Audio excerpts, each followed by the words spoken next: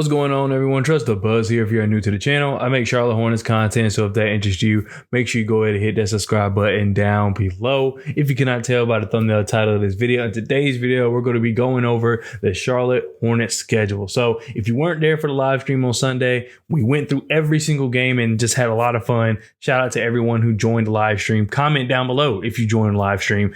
I will be doing much more of those this upcoming season, so join me for the ride. I think it's going to be fun. But once again, thank you to everybody that joined. We had a good time. I streamed for around like 2 hours, but we talked a lot about basketball in general, the Charlotte Hornets particularly, of course, and then just the schedule. But in today's video, I am going to be going over the schedule again, just kind of as an overview, because when you're looking at it in a live stream in real time, you're just seeing the individual games, not catching any patterns or anything. But I went back, I studied the schedule, and I just came up with some information that I took from what I saw. So I just want to talk about it. So without further ado, let's go ahead and get into the video. So the first thing I noticed is that we have 8 back-to-backs. I don't know what that is in relation to the rest of the league, but I know that the NBA as a whole is trying to cut down on back-to-backs.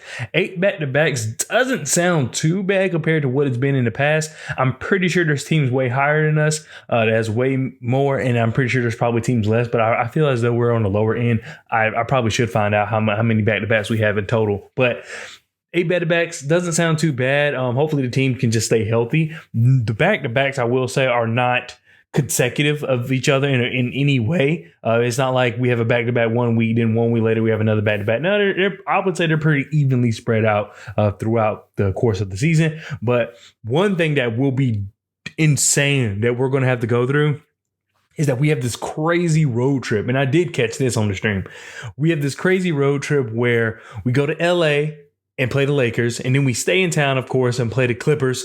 We then go to Phoenix, then go to Denver, then go back to California and play the Kings. And then before we come home, we play the Bulls, and then we play them again, I think, not the next day, but the day after home. So that, once again, playing the Lakers, Clippers, Suns, Nuggets, Kings, and then Bulls all on the road. That is just a crazy road trip, if you ask me. It comes like in the middle of the season, so I think it veers from December to January. So it's just not a pretty sight at all. I don't know what the Hornets are going to do. I think walking away, winning 2 of those games would be beneficial. Walk away 2 and 3, maybe even 1 and 4. I think you're willing to. How many games is it? Oh, it's 6 games. So 1 and 5. I would say walking away 1 and 5 would be good. Looking at that in the one game, maybe being in the Bulls game, maybe we can at worst at best probably walk away 2 and 4. I could see us beating either the Lakers or the Clippers, and then maybe the Bulls or the Kings. I don't know. We can end up better than I think, but overall, just looking at it, I'm okay with just walking away 2 and 4 from that road trip. But before we even go on that road trip, we do just have like a 1 game break to prevent it from being a 8 game road trip. So we play in Toronto, which I'm not concerned about Toronto, but when you look at the schedule around it, that's what makes me worried, because like I said, you go to Toronto and then you go down to Indiana, and then we're back home to play Denver. So it's not like we're back home. There's like a homecoming game. Hey, welcome back before you go on a road trip. No, we play Denver, and then we go on a road trip, and that's where we play the Lakers, Clippers, Suns, Nuggets, Kings, and Bulls in that order. Would that be a slip-up game for the Nuggets? Possibly. I don't know what the Nuggets schedule look like. That's something where on the live stream I mentioned, one thing I would change about like the experiment of me just going on live stream and looking at every game is that I do wish I kind of had what other teams' schedule look like at the same time. But if we did that and cross-reference everything, we would have been streaming for like 8 hours, and I just didn't have the time. But I could see that being a slip-up game for the Nuggets, and we played the Nuggets, I think, close 1 game last year. So it's very possible we can win that game, but it's not an easy game. And neither would be at Toronto or at Indiana. So considering this 9 game stretch is probably one of the worst 9 game stretches I've seen from the schedules I have looked at. So the Hornets are going to have to, kind of hold themselves together. And another big thing that I noticed was that starting March 1st, 16 out of the last 23 games are teams that were either in the playoffs or play in last year. So I didn't take the name of the list of the teams, but it was like a mixture of the Celtics, the Cavs, the Hawks, the Raptors, Warriors. It was a lot of teams. And there were some teams sprinkled in there like the Magic, who are going to be better this year, the Pistons, who are going to be better this year. It's not going to be an easy time, but that 23 games is literally a quarter of the season. It's at the end of the season.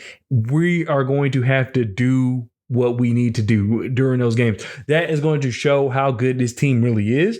If healthy, we're playing playoff caliber teams unless something goes wrong. Like, this is not projecting into the future of, oh, they will have this guy probably hurt, or, it's not any of that. It's just looking at the teams at face value and somewhat kind of applying what they did last year. It's not going to be an easy streak for us.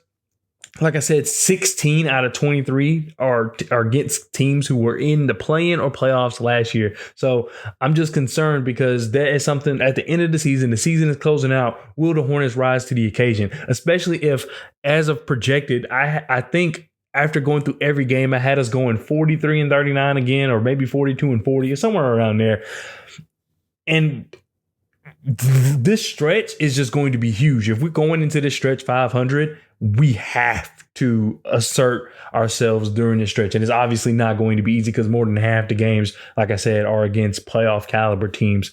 So I'm very interested to see.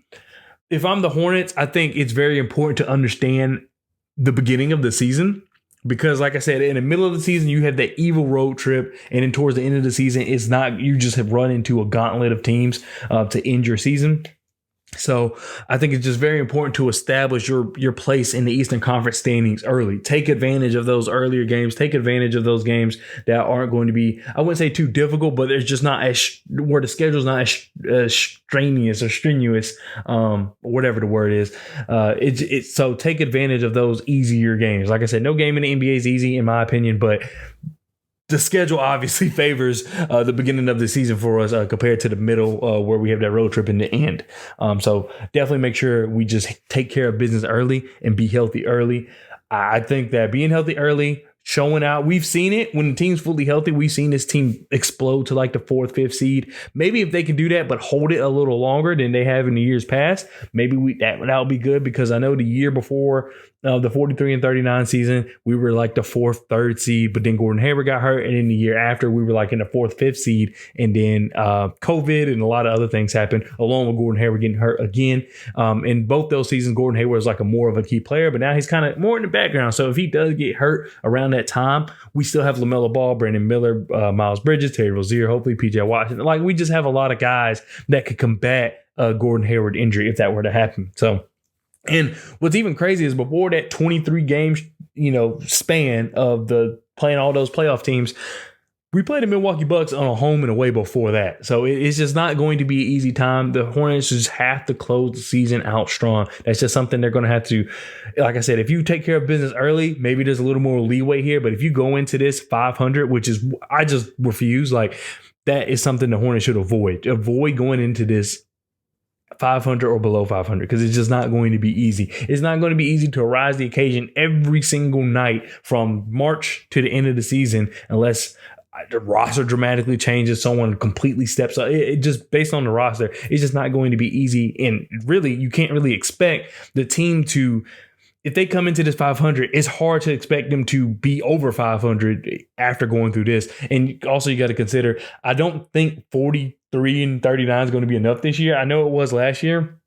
I think this year it's going to be tough. And I'm not saying that the 8th seed this year is going to have 48 wins. What I'm saying is there's probably going to be a lot of teams around that 40 game win mark. So I think it's just going to be very vital. I think it's just going to be very vital that we go ahead and handle business early. So now I'm just going to quickly break down the games month by month, and we'll go from there. So in October, we have 3 home games. Pretty easy.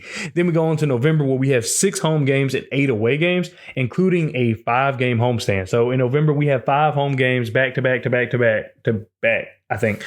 So make sure we handle business there. 8 road games. It definitely, outnumbers the amount of home games we have. But considering we do have a majority of our home games that month consecutively, I think that the Hornets should look to take advantage of that, especially considering what I said later. In December, we have 5 home games and 6 away games.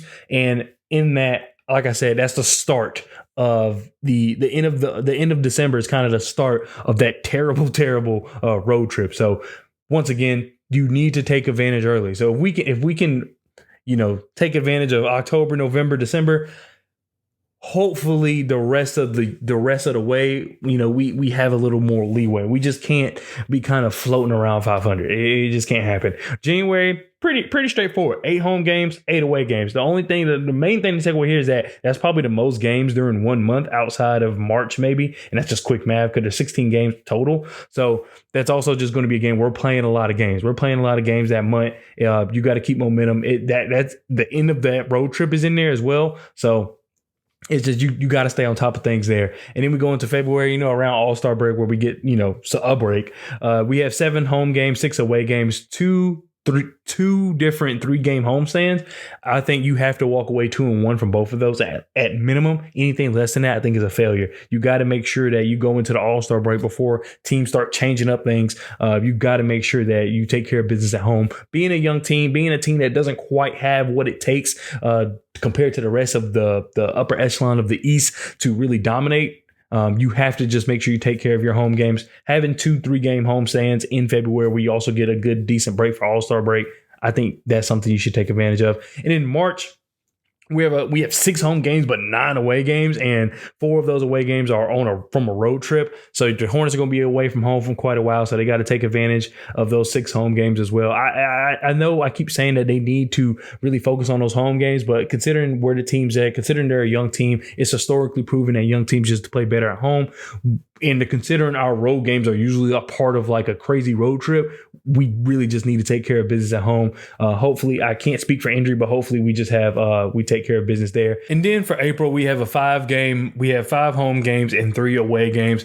5 games in this month are part of an 8-game homestand. So 3 games in March, we're at home, and then 5 games into April, we are also at home. So that's 8 home games we have to hopefully close the season. Now, this is part of the 16 out of 23 games are against playoff caliber teams. So it's not going to be easy, but the Hornets make a break if they're around 500 still at this point. The make a break for them to make the playoffs is during this time. You have 8 home games. If you got to make the most of it. There's no 4-4. There's not even a 5-3. We need to walk away this from 6-2, maybe 7-1. It's got to be something along those lines. You have 8 games. I don't think you can afford at the end of the season when the seedings are changing rapidly. If we are even in contention, that is, you can't afford to blow an 8-game homestand. You can't afford to. I know the teams are tough, but you just cannot afford to go 4-4 or something like that during this homestand, especially considering with the road trips that we have. You couldn't ask for a better way to end the season, which is, like I said, having these 8 games. Now, after the 8 games, we do have 3 final games, and those are all on the road. But they're against, I wouldn't say easier teams, but teams I can see us beating, even though, well, the Hawks is mainly the main one. I think the other 2 are against the Celtics and the Cavs. But the Hawks, that would have to be a big game. Going on the road, playing the Hawks. I think that's going to be a very valuable game as well after coming off the 8-game homestand. But anyway, that does it for this video. Let me know what you think down in the comment section below. Once again, just join the stream next time. We had a lot of fun. Thank you to everybody who just showed up. And I have a lot of content coming out for y'all. So be on the lookout for that. And I'll see you guys next time. Peace.